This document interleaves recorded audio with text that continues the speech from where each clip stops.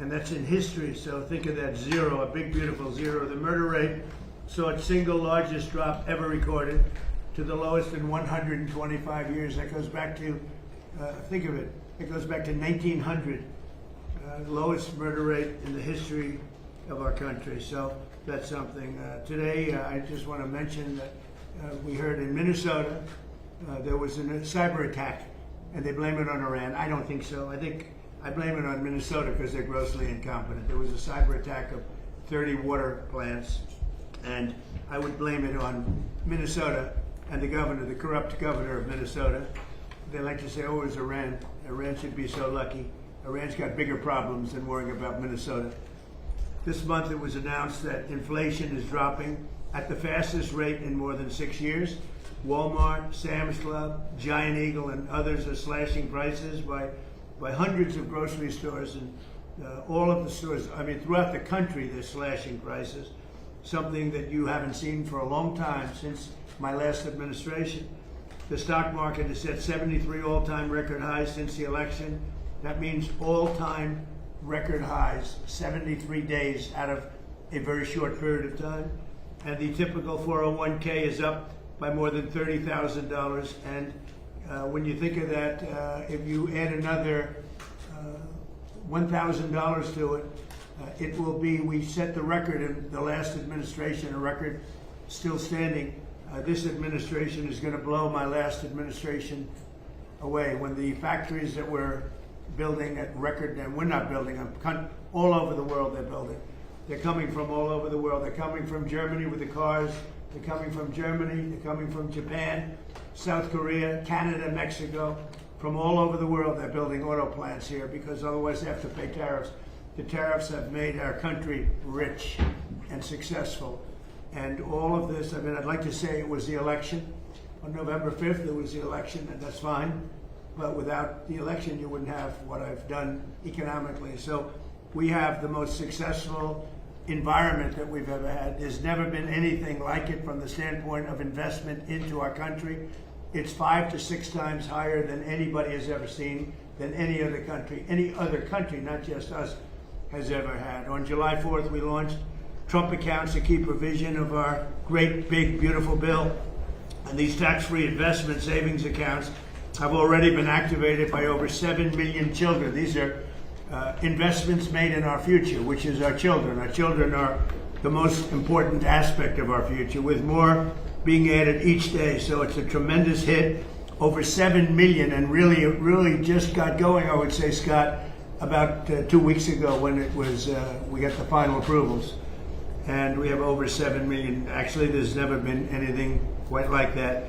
But millions of accounts are pre-funded with $1,000 from the U.S. Treasury or generous gifts from private donors like Michael and Susan Dell and others who have given billions of dollars, billions. People are putting up hundreds of millions and billions of dollars into it and buying really a great future for children. When they turn 18 or when they turn 21, instead of having no hope, no future, they will end up with hundreds of thousands of dollars and maybe even more than that.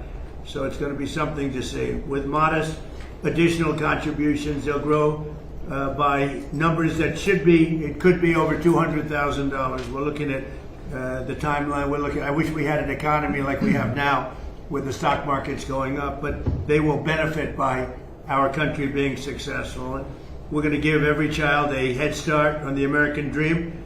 So go to trumpaccounts.gov. They're really something, the whole world's talking about it, and it's far ahead of schedule. Nobody thought it would be as successful as it's been, but it should be. It should be. And we start them off with $1,000, and this was part of the great, big, beautiful bill. With my most favored nation policy, you could say this is even a bigger thing, if that's possible. On drug prices, we're achieving record discounts on prescription drugs. The prescription drugs were going through the roof for many years, and now we're getting record discounts with price differences of 300, 400, 500, 600%. Nobody's ever heard of a thing like that. And what this is all about is that we had the highest prices anywhere in the world by far. Most expensive drugs, prescription drugs, and others. The highest in the world. The whole world was laughing at us. We paid for the rest of the world. We subsidized the whole world. And I said, we're not going to do that. And I started it in the first administration. I took it up. Obviously, Biden wasn't able to do anything about it because you had to get the consent of the drug companies, and you had to get the consent. More difficult would be the consent of other nations. The other nations had to agree, but they were paying a fraction, sometimes 10%, 20%, 40%, 70% less. So I had to call them and I had to get them on, and I said, if you don't do it, we're going to have to charge you tariffs. And they all said no at first, very politely said, sir, we can't do that. We're not going to double our prices. They had to double their prices, and in some cases triple their price, and we would come down. So a pill that sold for $10 in Germany would sell for $130 in New York. Same pill from the same company, the same factory, the same plant, same laboratory, from $10, and we pay $130. I say, no. Now the world is a bigger place, so it's not as bad as it sounds to them. So they went up to 20, and we came down to 20.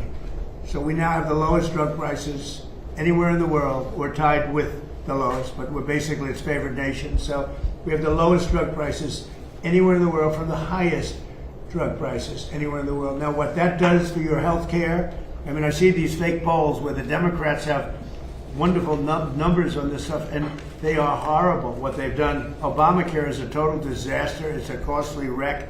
It's unaffordable. We call it the Unaffordable Care Act. It's a disgrace. They never even thought of being able to do something like this. They didn't even try. They didn't even try. So I got the drug companies first, and then I got the countries.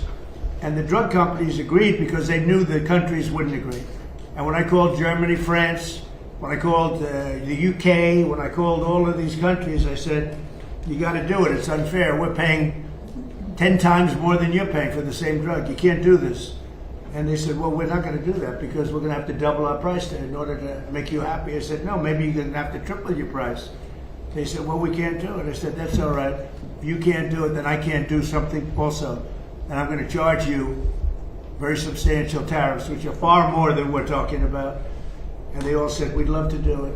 We would love to do it. It would be our great honor to do it. So nobody else would do this. This would have never happened. So your drug prices have gone down by numbers not even thinkable. My first term, I had the privilege of having lower drug prices from the beginning of the year till the end for the first time in 28 years, you remember. And I called a news conference to announce it. So the year had ended, and I was turned out 1/8 of a percent. 1/8 of a percent. Little tiny this much. It went down that much during 1 year. First time in 28 years it went down. It was always like this, just up, more expensive. And I called a news conference. I was so proud of myself. And I said, ladies and gentlemen, the first time in 28 years drug prices have gone down from January till the end of December. And I want to just congratulate everybody for being a part of this wonderful experiment. And 1/8 of a point. Now we're talking about 400, 500, 600% coming down. We pay the lowest drug prices anywhere in the world from the highest. So, and I'll say it again and again because the press doesn't want to report it. The fake news doesn't want to report it. They don't want to talk about it. What that does for healthcare, Bobby, is unbelievable because medicine is a big part of healthcare.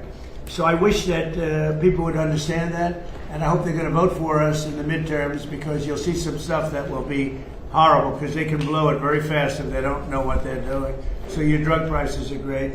You know, I saw Spain yesterday, and I watched the catastrophe that took place. It looks like an invasion of a country by hundreds of thousands of people.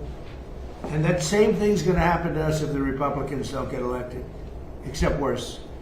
Much bigger, much easier to get into, despite the fact that we have built thousands of miles of wall, which I said we were going to do, but we didn't have that, forget it. But we have the safest border in the world. If we're not in office, our country will be invaded at levels that made Spain look small time. And when I watched it, I said, boy, I'm going to say it because I knew you were going to be at Camp David, and I say, that's going to be a talking point for the midterms. Because when you look at what happened to Spain, they don't know what to do. And it's happening again today. They're coming in by the tens of thousands. They're just invading the country. And what that is weak law, bad management, but very liberal law. They passed a couple of laws, and people read. You know, people are smart. They read from other countries, and they swam that 3-mile swim or however they got in, but nobody's seen anything like it. That will look good compared to what's going to happen to the United States. The biggest thing, the worst thing that Biden did is allowing 25 million people into our country, because many of those people are criminals. They're murderers. A lot of murder. 11,888. A lot of them are gone now. We got them out. But they allowed people to come into this country that you can't allow to come into a country. We're also making an unprecedented investment in the United States Armed Forces, where we're doing great. And we rebuilt the armed forces. We rebuilt our military in my first term. But we are doing great with our military. They spent a lot of money in our military. They gave away $300 billion worth of ammo and everything else in Biden's term, but we're building it up fast, and we just have a great military. That's all there is to it. But we rebuilt it in my first term, and we're using it in my second term with Venezuela and other places, and Iran now. Iran is doing very poorly. Just in case you read incorrect stories, they're doing very, very poorly. They're having a hard time. They've been very dishonest. They've been very dishonorable to deal with. But that makes no difference. They're doing very, very poorly. We're also making that investment and looking forward to getting $1.5 trillion next year. And people see now how important it is. We want to keep a safe country. We have to keep a safe country. And the good news is all of that equipment is made in the USA. So we're making it here. It's jobs. And each one of our defense groups are building literally at least 4 new massive plants as we speak, because we want them to move faster. We have the best equipment in the world, but we want them to move faster. We don't want to wait a year or a year and a half. We want to wait a week, maybe. So that's happening, and I think the results are very good. They're building at levels that nobody's ever seen before. And we've had tremendous success, and our military was just proud of it. Again, Venezuela was a one-day war, and we have a great relationship with Venezuela. We're partners with Venezuela now, taking out tens of millions of barrels of oil, and going to Houston, going to Alaska, going to Louisiana, going to different places for refineries, and it's been very much amazing. The administration has done more in 18 months than most administrations have done in 8 years if you had a 2-termer. We've done more in 18 months than anyone's ever seen before. Nobody's ever seen. This is the golden age of America. And we have a war that's going on. I guess you call it a war. Maybe I call it a military operation, because they have no Navy. It's been obliterated. Their Air Force has been obliterated. They have no planes. Their missiles have been largely, they have some left. They have some, but they have far fewer than they had 4 or 5 months ago. Their manufacturing capacity is almost gone. The drone capacity is almost gone. There are very few, but they have some. If they have one, that's too many as far as I'm concerned. But we've done an amazing job with Venezuela. We've done an amazing job here. We're in there for 5 months, and I know people like to say, because we've done a much bigger job, much more important job than we originally anticipated. So we're in there for 5 months, and if you look at Vietnam, they were in there for 20 years. You look at Afghanistan, they were in there for many years. You look at any one of the wars, Korea, any one of them, they're in there for many years. We're in for 5 months, and we have obliterated their military capacity. Again, they've got some left, but soon they won't have some left. So I just want to thank everybody around this table. You've been very special. I want to thank a lot of the media people, because many of you have been very, very fair. That's one of the reasons you're here, frankly. But you've been very fair. You've covered me this time, I mean, much more fairly, I think, than the first term. The first term was a great success. We had the greatest economy in history in the first term, and this term is going to blow it away.